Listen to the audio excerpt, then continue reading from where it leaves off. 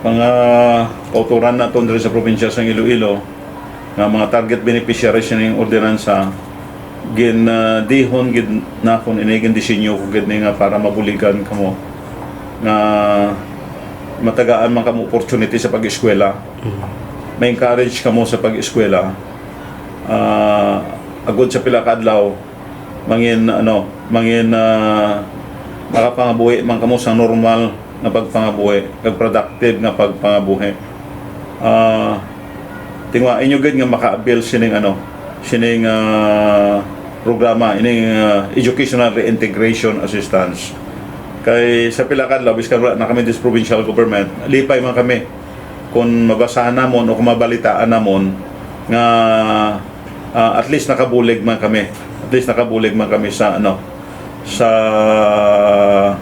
sa agod ma-improve man ang inyong nga pagpangabuhi, agod ma-improve man ang inyong living condition bilang pumuluyo sa probinsya sang Iloilo.